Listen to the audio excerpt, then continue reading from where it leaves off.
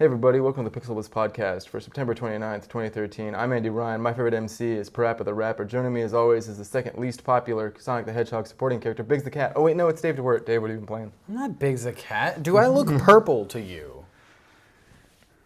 Okay, maybe if I roll my sleeves down. Okay.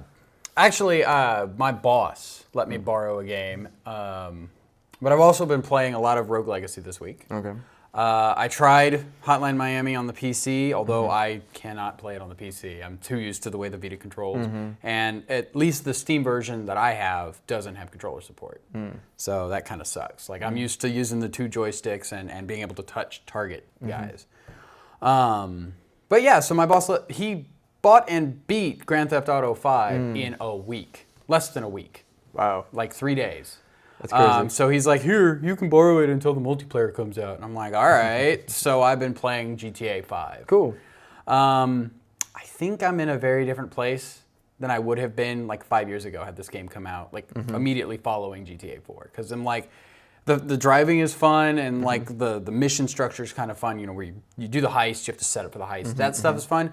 But like the story stuff just seems over the top for no reason. I mean, it's GTA and it's satire and all that. But you know, the way that Franklin and his little world works is, I don't know. It's just it's almost uncomfortable to listen to Franklin and Lamar, his buddy guy, go back and forth. It's just like, man, I'm not part of that world, so it's not normal for me to hear the way that they talk to each other. Okay. And I just unlocked Trevor, and Trevor is freaking crazy. You know, he's a meth dealer out of this little shanty town north of Los Santos. So, and then Michael is, you know, the ex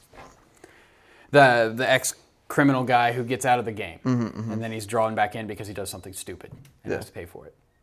So, not to ruin the first. That's how all these stories work. You're either this is my one last job, or I don't want to get back in the game. Or like in one of them, I think you're a new guy. Like I believe that's how GTA 3 starts out.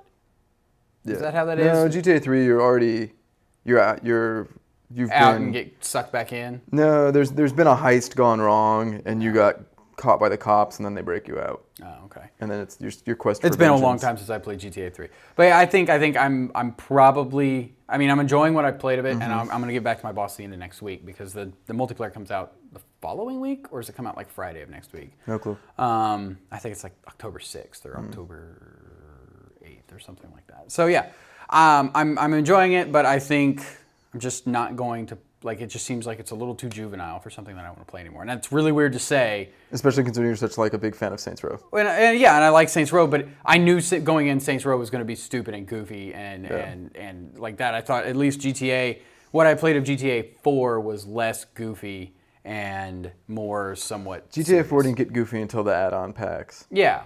So, and you know, that's pretty much what I've been playing this week. A little bit of other stuff here and there. I think, what was the free game on PS Plus this week?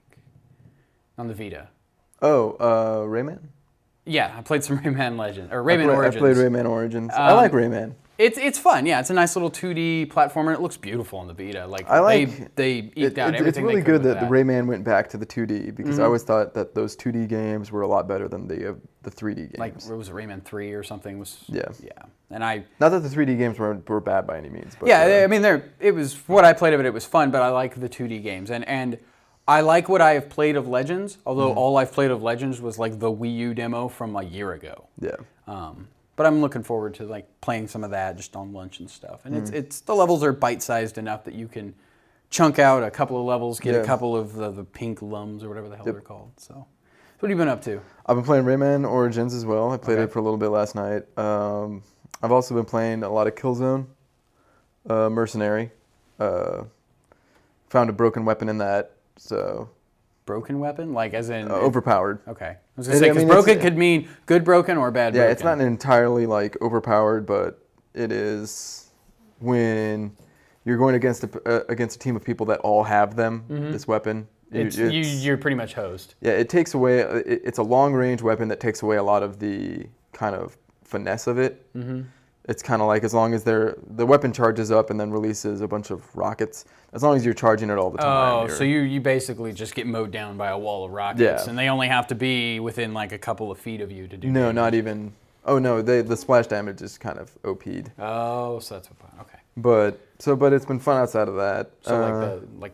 So a similar thing would be like the Unreal 4 rocket launcher, where it either shoots a spread or it shoots a spiral of rockets at you. Oh wow! In that game, I could see how that would be broken. Yeah, because you can't just run really quickly. Yeah. The other thing is there's a mode we call interrogation where I've unlocked a tranquilizer dart gun that only has one shot and it's really slow reload, and you really have to kind of be on them to hit them. But you tranquilize them and you can run up and interrogate them real easily. And the problem is when the other team all has these rocket launchers, they just wait until one of the people go down on their team, and it changes their icon from a little arrow to a little X, and then they just all shoot where that X is. They just point in that direction. So since it takes so long to do the animation to interrogate people, you just die. Yeah. That sucks. It does. Really kind of crappy. That was my last match before I came here today, and I was like, well, that left a bad taste in my mouth. Yeah. Well, especially after like the match before against a similar team being pretty evenly matched and really fun. Huh. Well, I mean, occasionally you're going to get, in a game like that, you're going to get stuck with people who are like, oh, we're all going to use this cheap tactic and win. So. Well, and I'm just waiting for, I guess Guerrilla Cambridge is what they call themselves, to like patch something out of that. Like, no, like reduce the splash damage or something. Maybe 3 rockets is too much, but we'll go back down to 2. Like, maybe you need to have charge even to shoot 1 out. Yeah. Maybe the reload needs to be a lot longer, something along those lines. Yeah. Just to balance it a little bit. Yeah. Yeah. That happens. Yeah, it happens in everything. Let's see, what else I've been playing? I've been playing Bomberman Party, which is always great. Yeah. It is great. It's fun. It is a good game. When we played it, last time I was over at your house, it was a lot of fun. Yeah. I hadn't played a Bomberman game in a long time, so it's like, you get used to, once you get back into the swing of Bomberman, it's a nice change. I also got, we hit a couple thrift shops up. I got Astro Man Omega Factor for, Astro Boy.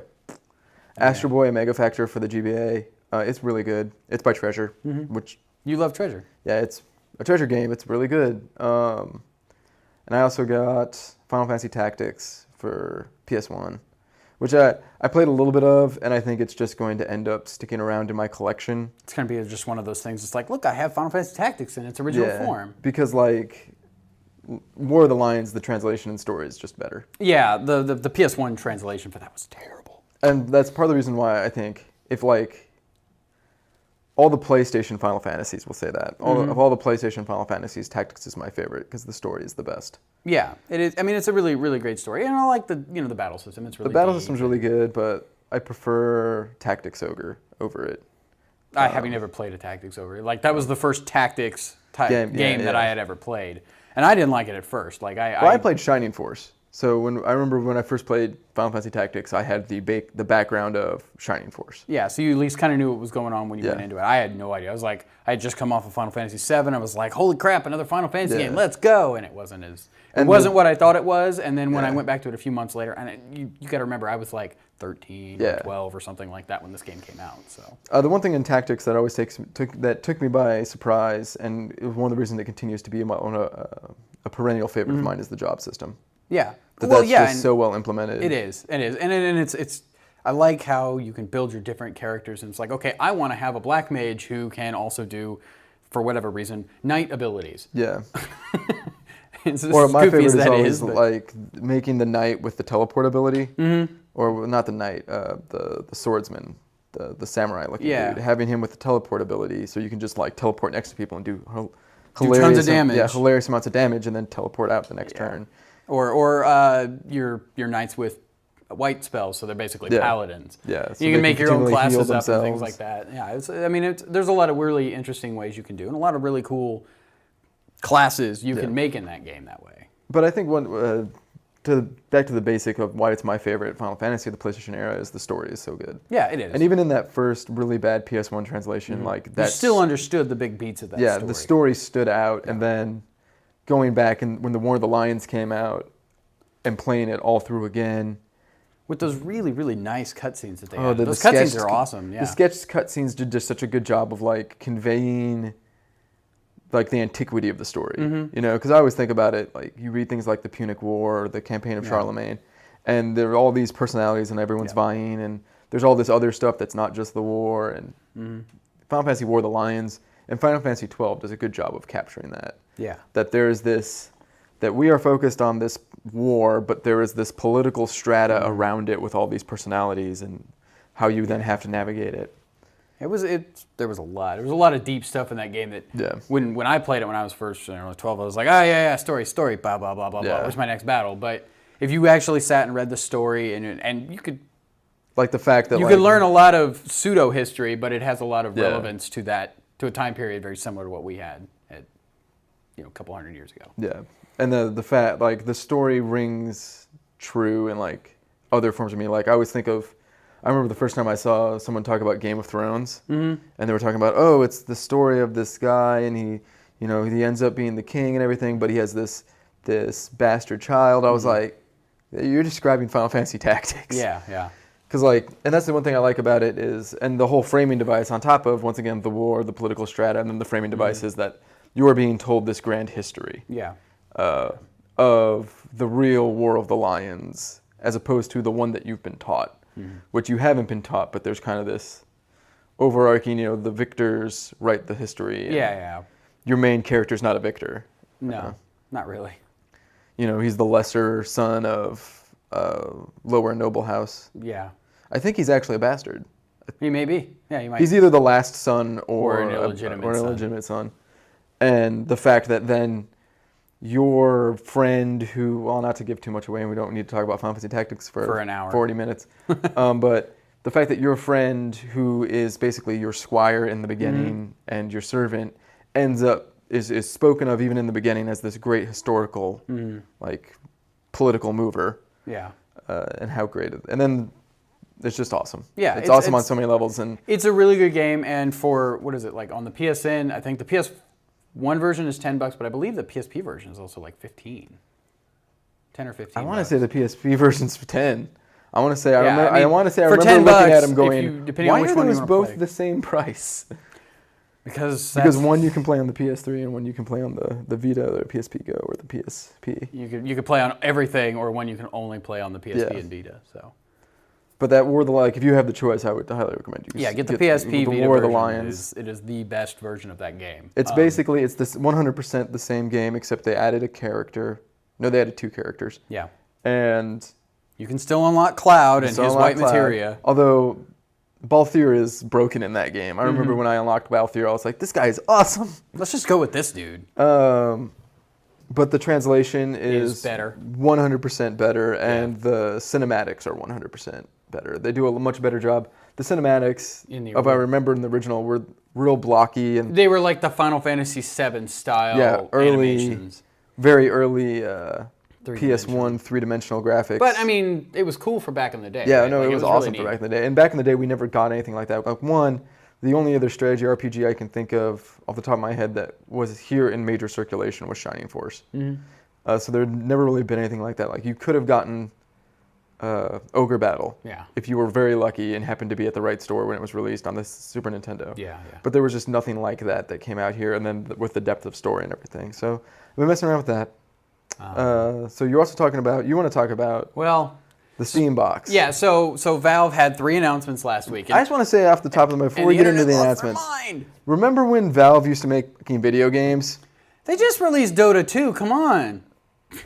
Remember when Valve used to make video games? Yes, I do remember when Valve used to make video games. Well, they want a platform to make all their games on, and now they have it. So they had 3 announcements last week. They had one on Monday, one on Wednesday, one on Friday. Well, Internet lost their mind. They're like, 3 announcements? Oh, it must be Half-Life 3 or Half-Life Episode 3. I did not lose my mind. I said the Internet, not you specifically. And I was totally, when they announced the operating system, I'm like, all right, that's cool. What's it going to run on? And, we all knew that, there had been rumors for months that there was a Steam box in production. And then, X3 or something, XI3, something like that, came out with the piston. Yeah. And so now they're going to have a thing tomorrow. But, and then the Steambox branding was removed from that because they changed the name. And then Wednesday came along and it's like, hey, now we have these Steam machines that everybody's, going to be able to buy. They're going to have multiple hardware producers come up with, boxes for this. And they're going to be very, they're not all going to be the same hardware. They're going to be factor. like, yeah, they're going to have, you're going to have your really high-end version. You're going to have your low-end version that's just used for streaming stuff off of your big gaming PC. Yeah. And then, Friday, everybody's like, all right, well, it's going to have to be a controller or it's going to have to be something else. Everybody thought it was going to be Half-Life 3. I thought it was going to be Half-Life 3 and a controller, but I didn't. That's too much. I am of the opinion that Half-Life 3 is just one of those things that's never going to get made. It's vaporware? No, I think it's going to be like, in 10 years when it actually comes out, it'll be like when Duke Nukem Forever came out, and we're all like, oh, wow, they were still making that. Like, wow, yeah. Well, to be fair, Duke Nukem Forever did go through like 8 different studios before it came out or something. I'm sure they've had like 3 different versions of Half-Life 3 in production, production at one time or another, just because they're like, they'll get to part and like, this isn't great, and they'll throw it away. We don't like this, we're going to start over. But yeah, so the controller, if you haven't seen any pictures of the controller, it kind of looks like an owl with very big jowls. I would say, yeah. Yeah. But the way that it is formed, it looks like you're holding an Xbox controller upside down, and you put your fingers, your thumbs, where the button, like the backside of where the buttons and the other joystick are. Yeah. Now, it's not necessarily a bad thing because it's a dual touchpad controller, right? So one of the scenarios that they placed out for it was, hey, this is how Portal 2 would control with it. And it's like the left one is for W, A, S, and D, right? Like your movement buttons. And then the other one is for mouse look. Yeah. Which using a trackpad for mouse look on a controller actually sounds like that might be a more one-to-one experience versus keyboard and mouse because it's an analog input, but it's an analog input that is not that's not going to snap back to a neutral position. So it seems like that might be a really cool thing, but it would take a lot of getting used to because when you're taking trackpads, you're using your finger on your laptop, and that's about the only experience a lot of people have with trackpads. Using stuff on your tablet, it doesn't feel right. There's no tactile, there's no feedback to it. But they said that they've got a lot of haptic feedback stuff built into this controller. And, it's not all just touchpad stuff. They do have a touch screen. They have a little, the first models that are going to come out are going to have 4 buttons in the middle. But yeah, in the final version, there's going to be a touch screen in the middle. It's going to have 4 regions. And then they're going to have 4 buttons on it, 2 buttons on either side of that. And then they got a little bar on the bottom. They have 2 trigger buttons. And then they have 2 on the back, like on the grip part. So it has just as many, if not more, buttons as a 360 or a PS4 controller, or a PS3 controller even. But it just seems like it's going to be a big shift in how you play games on your PC if you buy the controller and just use Windows Steam, or if you do go out and buy like a Steam box, or if you just run Windows or Steam OS with your laptop.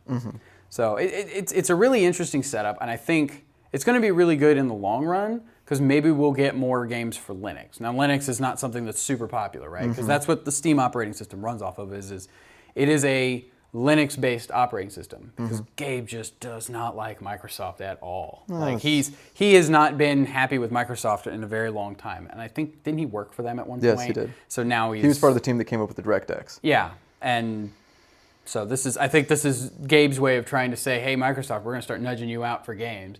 Because, Windows is the dominant PC gaming platform, and they're trying to change that. Most people use Steam to download games onto their PCs. Well, now, maybe if Steam goes to Linux and Steam becomes like its own operating system thing, maybe people will start migrating to Linux to use it because, there's less overhead from the operating system due to it being Linux. It just uses less power to do stuff. So, you may eke a little bit more power out of aging hardware. But there's also the weird driver compatibility issues with Linux. So you kind of need to be a nerd to run. Yeah, Linux. and hopefully the Steam operating system will take some of that needing to be a nerd to make it work out of it. And most PC gamers, people who would label themselves as a PC gamer, are kind of nerds already anyway, because they're min-maxing their hardware to get the best performance out of it. So now if they can just take Windows out of the equation and be like, all right, well, if I can use Linux and I can get the same or better performance out of the hardware I have now, and the operating system is free, you don't have to worry about, that's one less thing to have to mess with. Yeah. And I figure, if you could save yourself, if you're building a new PC and you're like going all out and you're saving $200 on, buying Windows 8 Pro. That's $200 more you can either spend on like RAM or a video card or 2 solid state hard drives or whatever the hell you want to spend it on. So I'm really excited about this. I love me some new hardware tech. I love Steam. I've even, like the last few days, I've been going, man, maybe I should play around with some Linux and looking up like an easy to use Ubuntu or something like that OS. And I'm gonna take my wife's old laptop and be like, hey, I'm gonna put Linux on this, okay? No. Got told no right away. And then I sold it to her. It's like I don't have to buy any hardware. So all I got to use is what I got. So it seems really cool.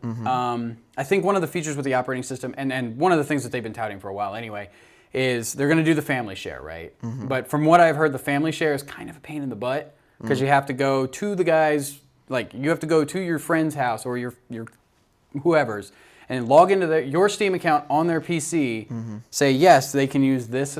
You can use this PC to play my Steam games, and then you have to then access your Steam library with their account. And it's really weird that you have to do that. Well, I mean, there's not, as far as the family share thing goes for digital games, there's not really an easy solution that I can think of. There's not, because will make everybody happy, including developers and platform holders and publishers. I mean, that seems really weird, but I mean, that's a good thing, like, because then I could buy a bunch of games, I can go over to your house, and I know your PC's not what mine is, but I can go over to your house and you can play Rogue Legacy if you wanted. And I could just be like, Andy can use my Steam account, he can play Rogue Legacy and Hotline Miami and whatever that I think his PC will Warwinds? They got one? No. Okay, never mind. Wait, what? Never mind. Worms? Warwinds. That SSI game? I know, it's not on Steam. Anyway. But yeah, so, that seems like a really cool feature. And then one of the other cool things is it's going to allow you to stream from your PC to your Steam OS box. Steam OS box. Your Steam machine. That seems to be like the big thing with all three, or all the 2 new consoles and this. Well, is being able to stream stuff from one device to another device on a bigger screen or on a smaller screen. So I think Valve, once again, remember when Valve made games? Yes, I remember when Valve made games, and I mean, think about it though. Valve comes out with a new game every 5 or 6 years, right? Sure. Development time on a game is usually 3 to 4 years. So you would think, yeah, they've got something in the pipe. They just released Dota 2, even though it was in beta for like a year. How many Grand Theft Autos have we had since Half-Life 2? Probably 3. And I would say Rockstar is 3 came out in the PS2 or 2. Here's a better question. How many Final Fantasies have we had since Half-Life 2? Well, let's see. When did Half-Life 2 come out? I would say that Square Enix, the main Final Fantasy team at Square Enix, and Rockstar are probably the slowest developers that I can think of, and they are a damn sight. Blizzard is a very slow developer. Now, granted, once they get an engine down and once they start with that, then they can start pumping stuff out. I would say there we go. That's your problem with PC gaming. The 2 big name developers are really effing slow. They are.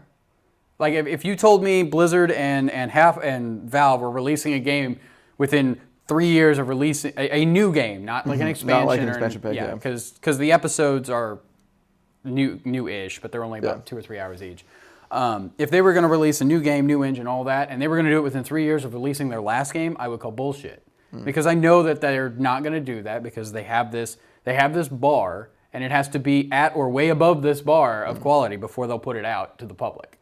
And you make your arguments towards what's going on with Blizzard and all their games, but at its core, when their games come out, they are really, really good and they're well polished, and they only really need a little bit of patching to tweak them in the way that would make most fans happy.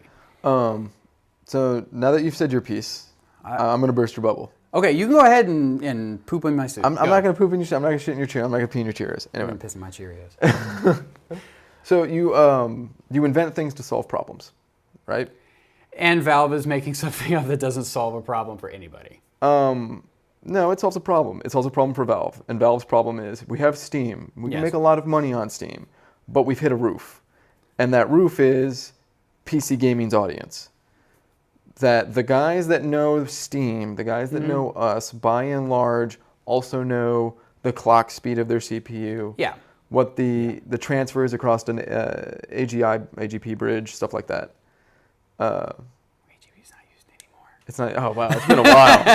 PCI Express is the new I'm standard. sorry. It's been a while since It's I knew okay. these things. Yeah, no, I understand. The guys that use Steam regularly and know how to get the most out of Steam Yes. are the guys that know about their computers. What we call in the industry the whales. The The whales. The people that you are going to skewer, you're going to harpoon, and they're going to give you a lot of money. Yes. And Steam knows it's like, well, we've hit a ceiling. There's not that many of those guys anymore, and the audience, by and large, is steadily, population-wise, not spending-wise, but steadily decreasing population-wise.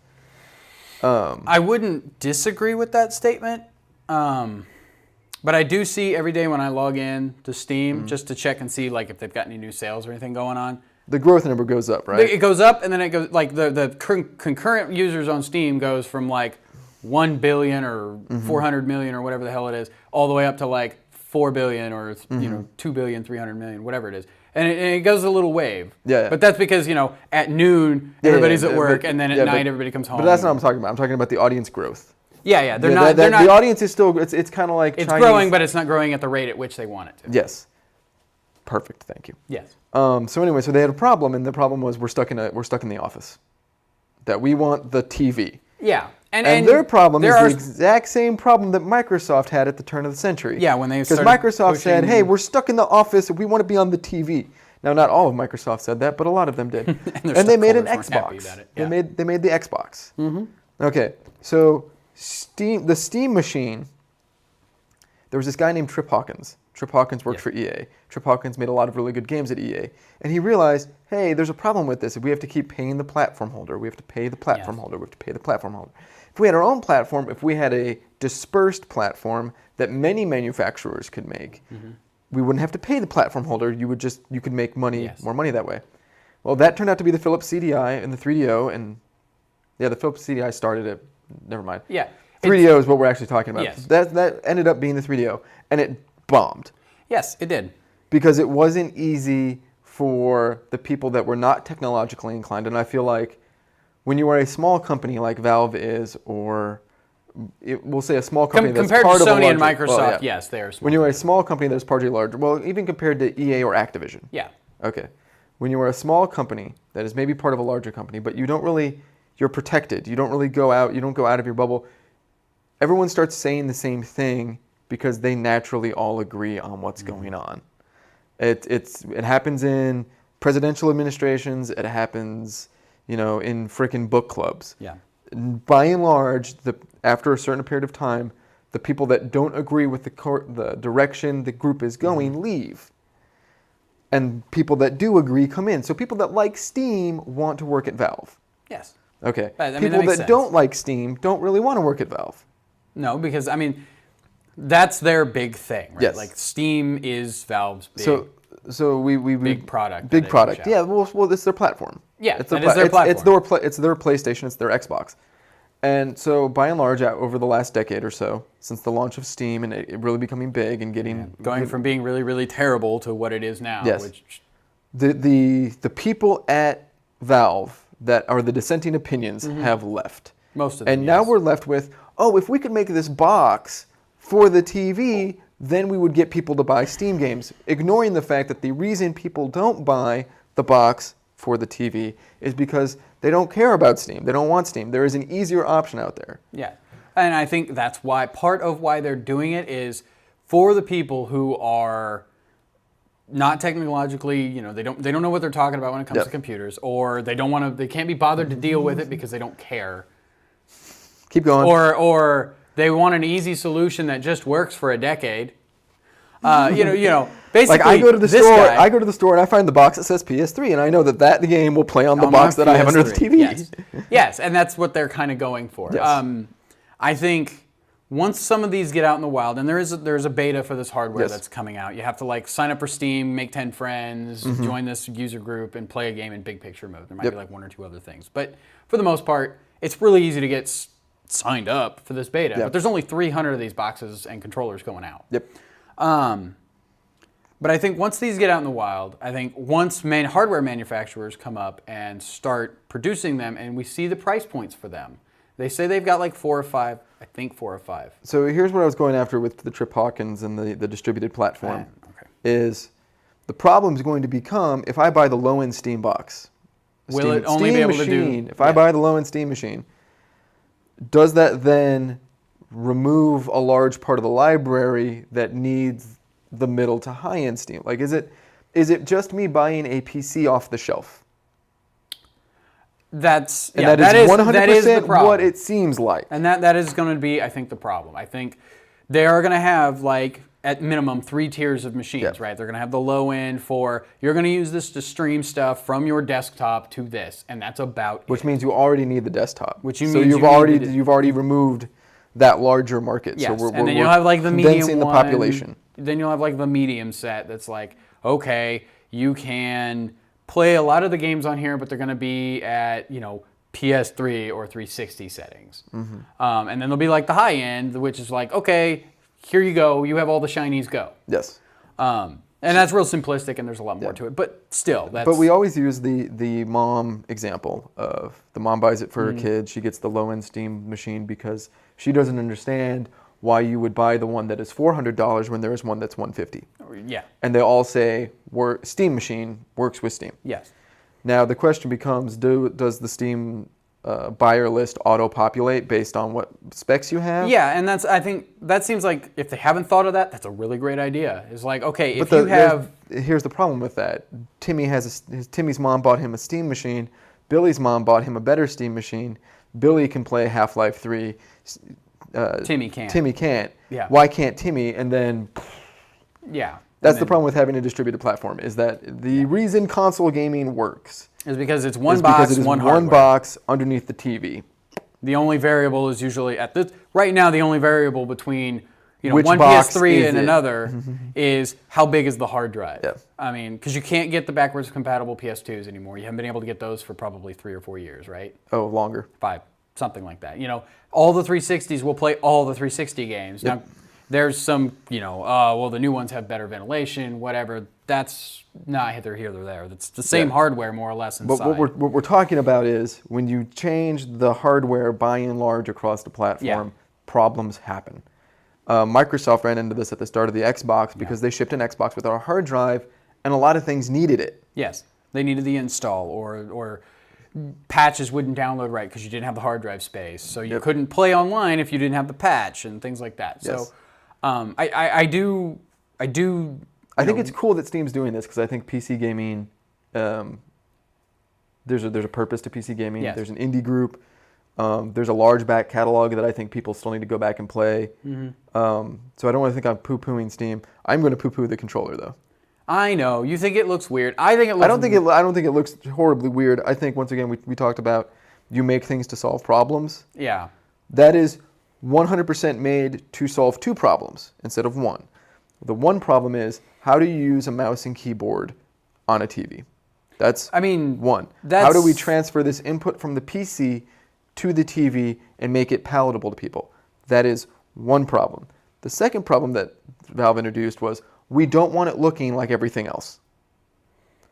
Yeah, they didn't want to come out with something that had 2 joysticks and 4 face buttons. Yeah, we don't want them to have Bluetooth built in the Steam machine so people can just go get the PlayStation brand or the Xbox brand and that's the or other the Mad thing. Catz brand or all these other brands. I've heard, and now this is still like, we're a week out from the first announcement of the operating system, right? I don't know, but I would imagine that they would allow you to, since the operating system is based on Linux, there's probably people who have already written the drivers or whatever for a wired PS3 and an Xbox controller. Yes. So you can use your Xbox controller, supposedly, and your PS3 controller with this operating system. So you could use your PS3 You could, 100%. and PS3. And once again, making things to solve problems. It's another piece of hardware they want to sell you. Yeah, those things were already made. Yeah. So I will amend my earlier comment about solving 2 problems. They're trying to solve 3 problems in one device. 1, how do we make the keyboard and mouse palatable to the TV? Yes. 2, how does it look different than everything else? Yes. 3, which is actually a sub 2, how do we make it so we can sell it to people? Yes. Well, and you imagine they would come bundled with every box, right? You would have one that you would imagine. I don't know. Have you ever tried to play Mario without the gamepad or any side scroller? It's really bad. Have you ever tried to play a fighting game without a stick? That's the problem. It's very bad. I was sitting there thinking about these exact scenarios. It's like, well, how would you play the Steam version of Street Fighter Tekken? with this, because one of them is great for doing fireballs and whatever, Yeah. but the other one is how do you do your attacks? Like, is it all triggers or what? Like I can't. Or is it like they were like, okay, well, we need the keyboard WSAD movement and we need the mouse. Cool, that's it, we're done. 2 buttons, because the mouse has 2 buttons, maybe some for reloading and everything. Well, it's all based off. Like I said, there's 6 back buttons on this thing. It's all based off the games that sell really well on Steam, which are first-person shooters. Yeah, and I can imagine playing a first-person shooter with this might be really great. Playing an RTS with this, maybe. I've played first-person shooters on touchpad devices before, and I don't like it. Yeah, and that's one of the analogies. Because there's no response. Like they were like, oh well, we're gonna have these different rings so you feel where your thumb is naturally. Like, that's great, but so is a stick. Yeah. I mean, neither of us have touched this thing. We don't know anything about it other than what we've seen. And I could touch it, and it's marvelous, but it's just... We don't know. We'd have to get one in our hands to know what's going on with it, right? Like, There's a difference between reinventing the wheel so that it's hugs the road and reinventing the wheel because you want to reinvent the wheel. Yeah. I think Valve wanted to try to do the best job they could at the way that they think that it would be easy to but once again, change keyboard mouse commands to something that is something people are used to, right? Like they're used to holding a controller. Used to holding a controller. Like we've been holding controllers since we were like 4. This. This controller you're holding like this. Yeah, it seems really awkward. Pinch your wrists in. Yeah, it seems really awkward. But maybe they'll come. Maybe it's totally different. Maybe it's awesome. Maybe this is the thing that in 10 years will be like. It'll be like the dual analog sticks.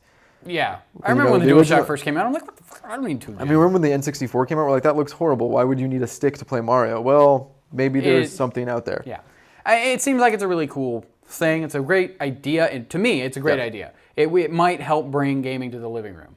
PC gaming to the living room. Which is, once again, solving a problem that's already been solved. Granted, you can already do that if you have a PC or an old laptop even that you want to do that Valve's with. like, we want to sell to this larger market of people that want to play games on their TV. Well, people that want to play games on their TV already have an Xbox. But right now, maybe the best time for them to do this, right? For those people who haven't committed, who have not committed to a PS4 or an Xbox One or a Wii U, if they look at the mid-range Steam box, if the mid-range or Steam machine, it comes out in February, March, whatever time next year, right?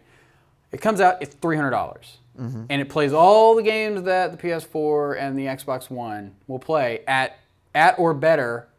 It's hypothetical. I can't go for it. Hypothetical. At or better than what the system already does, and you can get those games for Steam sale price at like $45 or $40 brand new. Because it's all digital download. That's the best case scenario. That is the best case scenario. That is the 100% not going to happen scenario, but that is the best probably case scenario. Not. Remember when I talked earlier about people in groups, that naturally the people that disagree will leave? Yes. The people that have disagreed with PC gaming have left. Yeah, they went and got They're not coming. They got their 360s and their PS4. So that now the PC gaming master race, this is why we call it the master race, is like, oh, yep, it's so much better over here. All these things are so much better. I can tweak my settings. There are people that don't want to effing tweak their settings. No, they don't want to sit People that don't effing care. Yeah. They're like, I get 60 frames a second out of this. Your eye can't perceive the difference between 60 frames steady and 30 frames steady. You may think you can, but by and large, statistically, you cannot. No. For the most part, you won't notice it. Now, if it drops below 30, what you can see is the difference between this was running at 60 and then it was running at 30. You can see that difference. You can see the movement. But by and large, you can't tell. If they're not side by side, you won't be able to tell. It's the new Pepsi challenge. It is. Of 60 frames. So all the people that don't care about that crap have left. So that the people that are making the decisions, the people that are excited about the Steam machine, all the people that are in the master race, the people that are producing things for the master race. You might want to say the PC master race, otherwise it starts going into a very bad place. Very odd, very weird place. The people that are both the audience and the manufacturer, the audience for this the PC device enthusiasts and the manufacturer of this device are all in agreement about this is the best thing ever. Well, and everyone outside of that is going, what's the point? I've got a PS4 on like pre-order. It's like the Ouya. Remember, we all thought the Ouya was going to radically change everything. Yeah. It hasn't. It's not. No, well, the Ouya was not that great.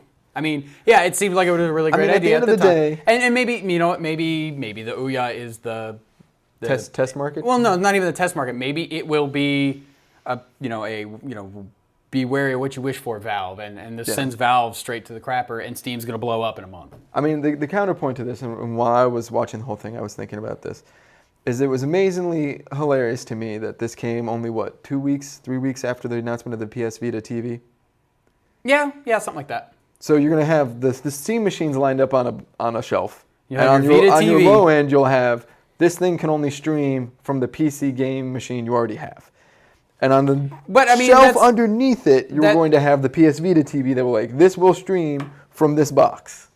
Yeah, and just to compare those two from what we know about both of them, I mean, the baseline Steam machine may be able to play some of the less graphically intensive games that... Candy Crush. I don't even know if there's a Steam version of Candy Crush. No. But the less graphically intensive games that you would see on Steam. Yes. Your simple, Gene Forged 5 through 12 or whatever the hell it is. Those old school 2D isometric, it might be able to play some of the lower end games like that. And it will compete with the Vita TV if it ever comes out in the US. And it probably will, because Sony was like, holy crap, America really wants people this. Want this.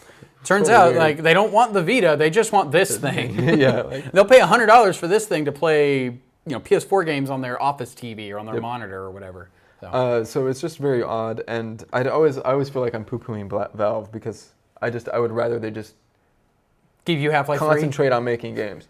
Give me Half-Life 3. That's all I want. So here's the thing. So Valve was made. We'll go through the history. Valve was made. They made Half-Life 1. Yes. I really liked it. Yes. They sold me on Half-Life 2. In between that, they made They published the retail version of Counter-Strike. Yeah, I was going to say, because Counter-Strike was a mod. Yeah. So, and they built into this really good, I think better than any of the Quake tools, online community. It was really good. So then they make Steam. And then Steam was a horrible failure when it first came out. To get Half-Life 2, I have to get Steam, and almost immediately I didn't like having to use Steam for anything. No. Because it didn't make sense to me, because I was like, I have the discs. It's a single player game, why do I need to be connected to the internet and this, that, and all the other? And so since then, it has been a steady stream of Valve just doing shit that I'm not interested in. Well, I mean, and you forgot about... Like DC Comics. I loved The Death of Superman, but since then it's been a steady stream of shit I'm not interested in. Yeah. I mean, to be fair, you kind of stopped when Steam came out. I mean, they did come out with TF2, and that was a lot of fun for a long time. Then they added hats, which is whatever.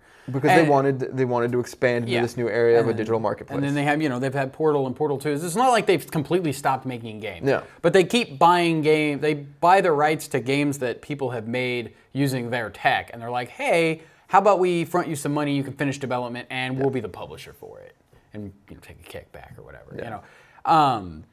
So they've molded from a company that makes games to a company that makes things to make games.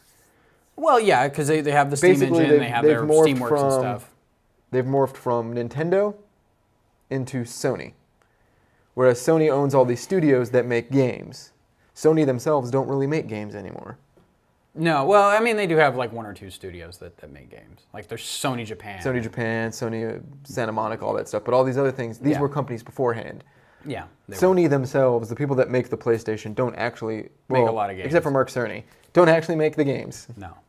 It's just it's an interesting thing. I'm kind of excited about it. I want to see how it plays out. I know because I'm probably not going to be one of the lucky 300 that get a box and a controller. I will say 300. I think it's 300 Spartans, but hey, maybe they'll come with the helmet or. You have to play all your Steam games in this helmet, wearing your helmet. When the operating system is actually released, I'm gonna wipe my wife's old laptop and just play around with that. True. Just to see how it feels, see what it's like. Get my Xbox controller out, do that. I'm gonna have to sit and mess with it for probably a couple of hours to get it to run the way I want because that's the nature of Linux and that's the nature of PC gaming. Yeah. And I think by and large, what you can take from these announcements this past week is the mainstream media's response, which has been crickets because they aren't paying attention. Because they don't care. Because they know that mainstream media. You're talking about like news like TV and stuff. TV organizations. Like your video game outlets have been paying attention, and even Kotaku's been just barely paying attention. Yeah, IGN's just barely paying attention. They paid more attention to the gut reaction of a lot of people when the controller was announced, and they started photoshopping the controller in weird ways. It was Like, funny. PC Mag, I'm sure, is super excited about this if they still yeah. make PC Mag. But that's the thing, Max is PC, that like maybe. when PlayStation 4 was announced, the mass media paid attention because this is National it's not news just picked up. it's not just gaming. This is another thing. This is going to be. I think Valve deep down inside wants to be Apple, and I think the announcement of all this crap is kind of like when Android was originally announced, and we were all like, "Oh, that seems totally amazing, and it's going to destroy Apple and everything," and it hasn't destroyed Apple. No, but even though Android is by and large the market leader, Yeah. Apple is still around. Apple is still doing gangbusters. Well, yeah, People they- still line up around the damn block. Yeah. I think, to me, this smacks of the announcement of Android. Of there was going to be a Droid phone by Verizon, it's going to revolutionize everything, and it doesn't. It doesn't. It It is. I think this is going to be even less than what the announcement of Droid ended up being. Yeah. Because Valve isn't Google. No, Valve is not Google. But, they're, I think, good on them for going out and trying something new, right? Yeah. Like they want to make a Steam box, great. They want to 100% not good on them for trying something new. Don't try something new, Valve. Make effing Half-Life 3. make me Half-Life 3. Because that's how you're going to get my I money. know you're going to hate this. What? What if you have to buy a Steam box to play Half-Life 3? Then Half-Life 3 will fail. Then it will. It will. Or to play it in the first month, and then they'll release it for the PC, like regular PC, and a month later. Then Half-Life 3 will fail. I don't think it'll fail. I think people will just wait. Because here's what's going to happen. If they do the Steam box and you wait a month for PC, and then let's say you have to wait a year and a half to get over here to the consoles, which is where your mass market is, Yes. your big mouth breathing consumers like me, your slugs of the internet. Thanks, Yahtzee. Yeah. your horrible, horrible people, your mom and pops, your I NASCAR, understand your who you're talking NASCAR about. dads, your dude bros, all these other things. Your dude bros and NASCAR dads aren't going to play Half-Life 3. Yeah, Just because it's a that's- first-person shooter with guns. One point. You get all the way over here to the Madden guys. By the time you release that game, it's kind of like Diablo 3 coming out on consoles. No one gives an F. Well, Like, it's cool that you did it. You're going to sell a few units, but you already shot your load all the way back there. Diablo 3 for the consoles wasn't bad. No, it's still good. I will probably eventually play Diablo 3 for the consoles. That's where I will play Diablo 3. Yes. But I think Activision wanted that to be a huge announcement, really big thing. It was. And when they announced it at the PS4 unveiling, that was a big deal. It was super cool. By the time it came out, everyone kind of didn't care. Yeah, because, Call of Duty's coming out. they had in a month. already GTA's announced coming out in a few their weeks. expansion for the PC and all that. Yeah. So it kind of got lost in the wash of all that. It came out. Yeah, there were midnight launches around the place. So I talked to like 4 guys that were with Valve, don't make Steam Machine.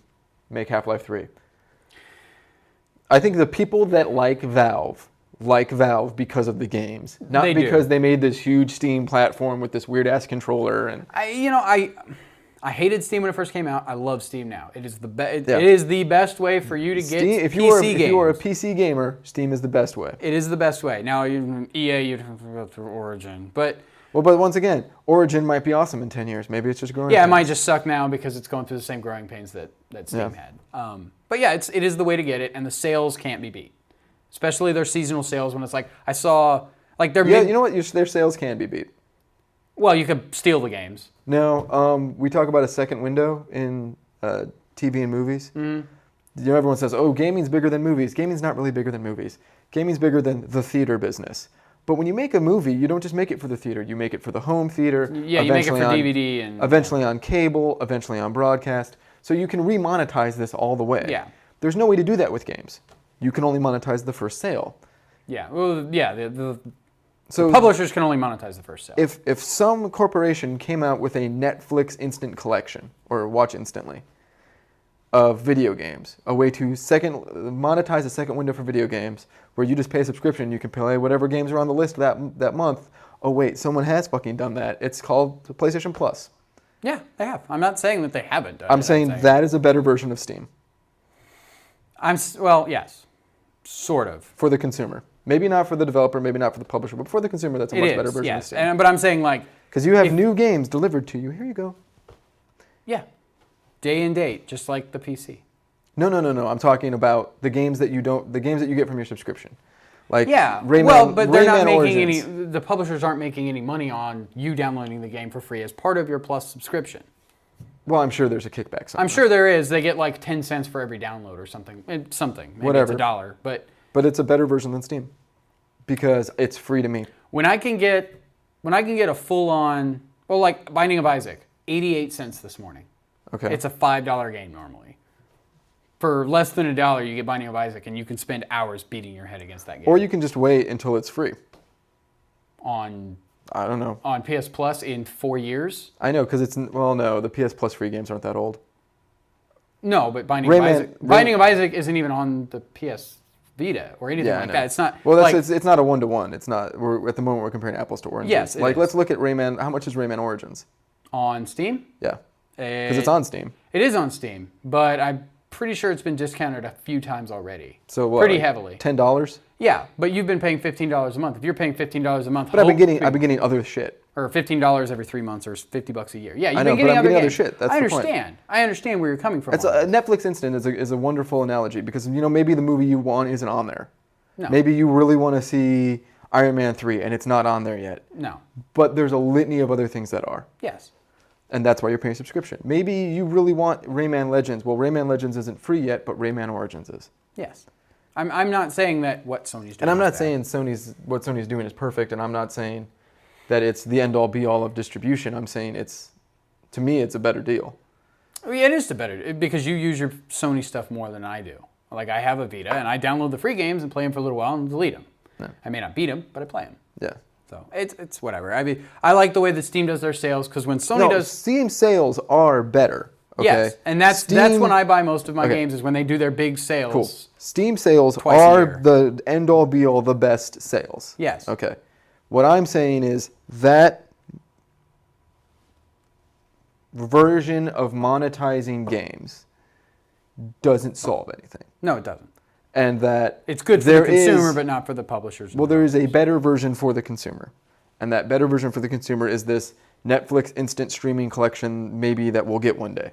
And the proto the version streaming of stuff that, from Gaikai. No, I'm not talking about streaming stuff from Gaikai. I'm talking like you have these games in an instant collection. You can play them whenever you want. Whether it's streaming, downloading them, all this other shit, doesn't matter. That eventual future is out there. The only thing that we have close to it right now is PlayStation Plus. PlayStation Plus is a better version of getting games than what? Microsoft has it too. It's just not as prevalent. They are giving away free games with your live sub now. Yeah. Every month you get like 2 free games or something like that. It's not a lot. Yeah. But it's still the difference being Sony isn't giving you free games. No, they're giving you games. They're giving you games as part of your subscription, which is the exact same thing that Microsoft is doing. Okay, well this will be it because we're already running out of time. Yes, we're way over time on this. Sony isn't giving you games. That's not what I'm talking about. I'm not talking about Steam giving you free games. I'm not talking about anyone giving you free games. You have this collection of games. I'm talking about them giving you access to a library.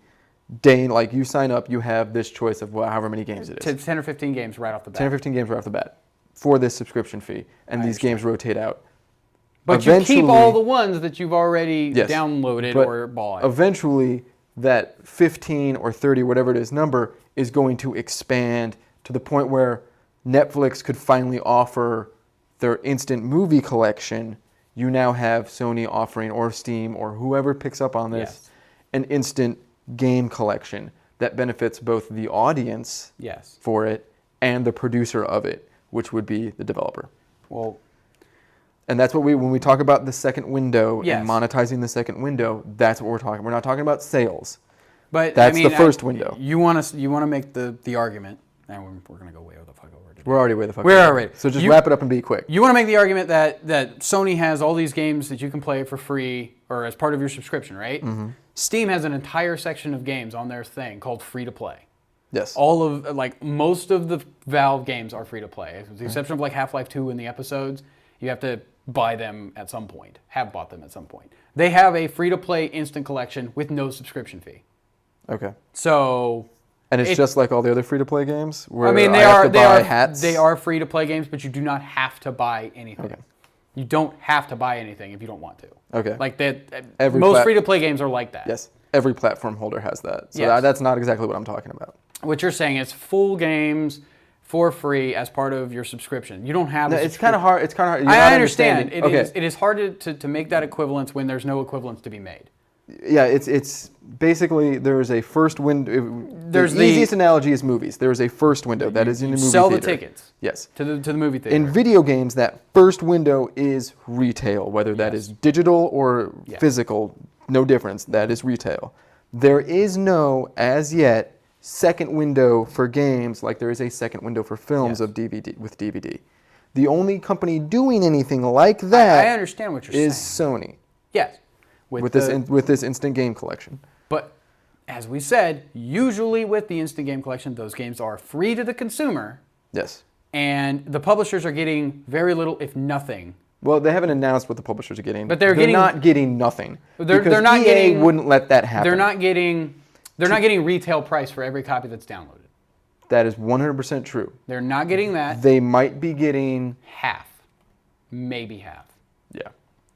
That's best case is half. So they're maybe getting $30 for every time somebody But- downloads something. They're probably not even getting it by download. They're probably getting a bulk lump sum that Here, buys we the right expect to. No, 12 million copies to be downloaded. it's how Netflix does it. Yeah. Netflix buys the rights to a movie, and it's going to be available for people to watch Okay. between January 1st and December 31st. And we will pay you this amount of money for it to be on our subscription service. Okay. I bet you that is exactly what Sony is That's doing. probably what Sony's doing. Sony is saying Rayman Legends or Rayman Origins will be available to download from this Tuesday to this Tuesday, and we are paying you this much money for millions it, of dollars for this. which they wouldn't get from retail. No, they wouldn't. That's very true that they would not make that money in that week. Probably. It's kind of like when HBO was originally announced, it was going to be this second window, that you would have things premiere on an HBO within weeks or months of them premiering on VHS. Yeah. Now, it didn't end up being that. No. But that was the idea. Okay. So I get what you're saying. I understand. Okay. I understand what you're saying. And I What pretty we much need, understood. what I'm saying is, the problem I want Valve to solve with Steam Yes. is making that second window work for people. And if they can make that second window work for people, then yes, the Steam machine is a viable platform. Okay. I don't think they want to solve that problem. I don't think that's No, what that's they're probably focused not on. something they want to solve. They don't effing care. Because they have the first window. They can get shit in the first window. Yeah. Okay. But they can sell you shit from the first window for a fraction of what it costs. But it's still in the first window. Yes, I understand. That first window sale, whether it's you going out right now and buying GTA 5, a new copy of GTA 5, or you going out right now and buying a new copy of GTA 4, which has been out for years and years and Yes. years, those are still in the first window. Yes. I understand. So, Okay. You get it. okay, as long as All you right. get it, because you don't seem like you get it. But anyway, Yes. we've gone way over. Way We're sorry. over. Hey, coming up October, we're going to do many more shorter shows because these run way too damn long. Yeah, they do. Bye.